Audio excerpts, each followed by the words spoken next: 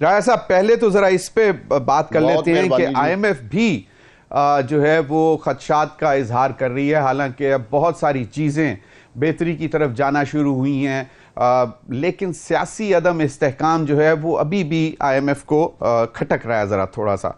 इस पर आप क्या कहते हैं?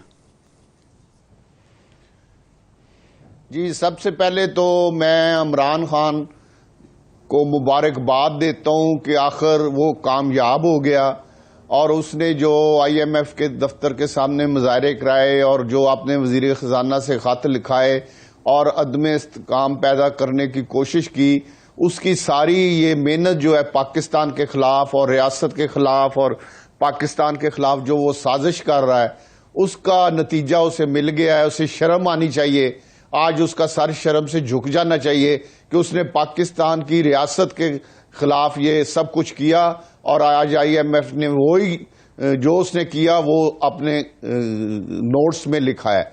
लेकिन अल्लाह ताला मदद करेगा, ये आदमी कामयाब नहीं होगा। आईएमएफ ने पहले भी हमें कर्जा इसी महीने में, पिछले महीने में जारी किया है और अगला प्रोग्राम के लिए भी वो पाकिस्तान आ रहे हैं, आ चुके हैं और उनके कुछ लोग आने बाकी हैं। इंशाल्लाह अगले प्रोग्राम के लिए भी डिस्कस होगा और इंशाल्लाह ताला मियां शहबाज शरीफ साहब की क़यादत में, वज़ीर आज़म पाकिस्तान की क़यादत में और वज़ीर ख़जाना की क़यादत में इंशाल्लाह हम आईएमएफ के साथ जो हमारे मुज़ाकरात हैं वो इंशाल्लाह कामयाब होंगे। हम पाकिस्तान को पांव पे खड़ा करने की पूरी कोशिश कर रहे हैं और उसका नतीजा ये है कि महंगाई कम हो रही है, खाने पीने की चीजें सस्ती हो गई हैं, रोटी सस्ती हो रही है, आटा सस्ता हो गया है, सब्जियां सस्ती हो गई हैं, प्याज सस्ते हो गए हैं, घी सस्ता हो गया है।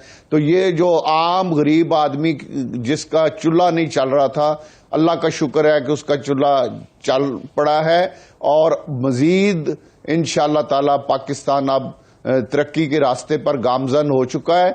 ये साजिशें करते रहेंगे। हमने पाकिस्तान को अपने माशी तौर पे अपने पांव पे खड़ा करना है। मुस्लिम लीग मियां नवाज शरीफ साहब का ये अहद है और इंशाल्लाह हम अपनी कौम से यह अहद पूरा करेंगे। बिल्कुल सही। दूसरी जानिब जो बात की राना सनाउल्लाह साहब ने और दीगर रहनुमाओं ने कि मियां नवाज शरीफ साहब एक अहम किरदार अदा कर सकते हैं बानी पीटीआई की रिहाई के लिए या मुफाहमत की तरफ चलने के लिए, बातचीत करने के लिए, लेकिन पीटीआई के कुछ रहनुमा तो कहते हैं कि जी बिल्कुल ठीक है, करनी चाहिए, लेकिन चंद एक का ये ख्याल है कि ये फॉर्म 47 की हुकूमत है, इनसे बातचीत नहीं हो सकती, पहले मैंडेट वापस करें, केस ख़त्म करें, बानी पीटीआई को पहले रिहा करें, फिर मुज़ाकरात होंगे। तो आपको क्या लगता है कि ये बेसिकली अब ये मामला किस तरह आगे बढ़ेगा? क्या मियां नवाज शरीफ साहब बडियाला जेल के बाहर जाके बैठे हुए हैं कि आओ मेरे के साथ मुज़ाकरात करो? ये खुद ही बातें करते हैं कि हमारे साथ मुज़ाकरात करें और हमारे कुछ लीडर जब कह देते हैं कि ठीक है हम मुज़ाकरात के लिए तैयार हैं, तो फिर ये इस तरह की शर्मनाक, शर्म तो इनको है ही नहीं, इस तरह की शर्मनाक गुफ्तगू शुरू कर देते हैं कि हमारा इसको रहा करो। वो 9 मई का मेन मुल्ज़म है। नहीं राजा साहब, ये तो मतलब राना सनाउल्लाह साहब ਨੂੰ ਪੁੱਛਣਾ ਚਾਹੀਦਾ ਨਾ कि वो तो मुशीर बराए सियासी मूवरी बन गए ने। उन्होंने क्या है कि मियां नवाज शरीफ साहब जो हैं वो बानी पी सर मैंने कहा है कि जब इनके लोग मुज़ाकरात, सर आप ठीक कह रहे हैं, जब इनके लोग बयान देते हैं तो हम जमहूरी लोग हैं, हम जमहूरियत को सामने रखते हुए जवाब देते हैं और हम कहते हैं कि हाँ हम तैयार हैं। मैं भी कहता हूं हम तैयार हैं, लेकिन अगर ये आगे शर्तें लगाएं और जो 9 मई के मुल्ज़म हैं उनको रहा करने की बात करें तो फिर हम बिल्कुल तैयार नहीं हैं। हम जमहूरियत पर यकीन रखते हैं, लेकिन जो रियासत के खिलाफ लोग हैं, जिन्होंने रियासत पे हमला किया है, जो 9 मई के मरकजी किरदार हैं, जो 9 मई की फुटेज में आ चुके हैं, जो कोर कमांडर के घर के अंदर जिनकी तस्वीरें हैं और बहुत सी जगह पे जिनकी तस्वीरें हैं, उनके लिए कोई गुंजाइश नहीं है। उनके लिए बिल्कुल कोई गुंजाइश नहीं है, बिल्कुल सही है। लेकिन एक और बयान भी हमारे सामने आया कि जी पीटीआई पर पाबंदी भी लगाई जा सकती है उनकी सियासी सरगर्मियों पर, और बाकायदा पार्लियामेंट जो है इस हवाले से करारदाद मंजूर करेगी और फिर एक रेफरेंस सुप्रीम कोर्ट में भी दायर किया जा सकता है। ये भी राना सनाउल्लाह साहब ने कहा है। तो आपका क्या ख्याल है कि एक इतनी बड़ी ऑपोजिशन पार्टी पार्लियामेंट में मौजूद और सियासी जमात है, पूरे पाकिस्तान में उनकी नुमाइंदगी है, उस पर पाबंदी लगाई जा सकती है? अगर तो ये माफी मांग ले फिर तो नहीं लगानी चाहिए। अपने उन जो इन्होंने शर्मनाक हरकत की है पाकिस्तान के खिलाफ और हमारे शहीदों के खिलाफ, अगर माफी मांग लें फिर तो इन्हें माफी मिलनी चाहिए, और अगर माफी ना मांगे तो फिर इन पे पाबंदी लगनी चाहिए, इनको सजाएं होनी चाहिए। और मैं पाकिस्तान की अदलिया से अपील करता हूं कि इनके केसों में जो नरमी है उसको खत्म किया जाए। और ये 1 साल गुजर चुका है, अभी तक इन्हें सजाएं नहीं हुई, इनको सख्त से सख्त सजाएं हों ताकि आइंदा पाकिस्तान में कोई ये जुर्रत ना करे। राजा साहब, माफी का तो मामला उन्होंने बिल्कुल इनकार कर दिया, एक चीज। दूसरी जानिब अगर आप इनके ऊपर ज्यादा सख्तियां करेंगे, पाबंदियां लगाएंगे, तो मुल्क में इंतशार फैलेगा।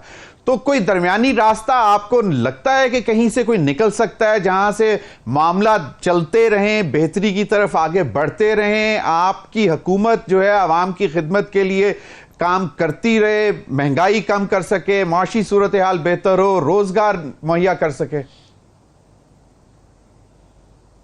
मेरा नहीं ख्याल कि इनके लिए कोई नरम गोशा होना चाहिए। 9 मई के जो मुल्ज़म हैं, और कुछ नहीं होता पाकिस्तान को। पाकिस्तान अपनी मंजिल की तरफ रवान हुआ है, और इन साजिशों के, पाकिस्तान के दुश्मनों को साथ मिलाने से कुछ नहीं फर्क पड़ेगा। इनको अलहदा रहने दें, पाकिस्तान को अपने पांव पे खड़े करें, गरीबों के लिए सोचें, गरीबों के मसाइल हल करें, जिस तरह के मियाँ शहबाज शरीफ और मियाँ नवाज शरीफ कर रहे हैं, मरियम नवाज साहिबा कर रही हैं। इंशाअल्लाह ताला तमाम पाकिस्तानी जो हैं आज महंगाई से ख़त्म होने से खुश हैं। बिजली के बिलों का भी आवाम को रिलीफ मिलना चाहिए, गैस का भी रिलीफ मिलना चाहिए। तो इंशाअल्लाह ताला पाकिस्तानी कौम खुशहाल होगी, और इनको लोग इंशाअल्लाह हिस्ट्री में पाकिस्तान के दुश्मन लिखेंगे। राजा साहब, दूसरी जानिब हम देख रहे हैं मौलाना फजलुर रहमान साहब भी बड़े नाराज हैं, गुस्से में। वो तो इस हद तक कह चुके हैं कि अब फैसले मैदानों में होंगे, पार्लियामेंट में नहीं।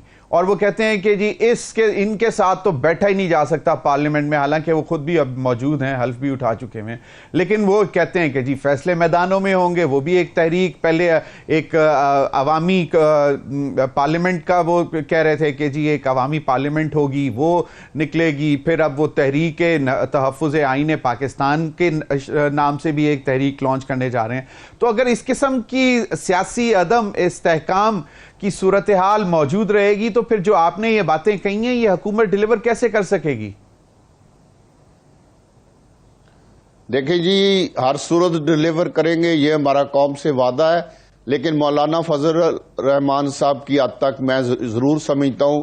पहले भी मैं 2 प्रोग्रामों में वज़ीर आज़म साहब से ये अपील कर चुका हूं, और अब फिर आपके प्रोग्राम के जरिए करता हूं कि वज़ीर आज़म साहब मेहरबानी करके मौलाना फजल रहमान साहब को और आसिफ जरदारी साहब को भी ये अपील करता हूं, वो सदर पाकिस्तान हैं, कि मौलाना साहब को ऑन बोर्ड करें, उन्हें राज़ी करें और उनको इस हुकूमत का हिस्सा बनाएं।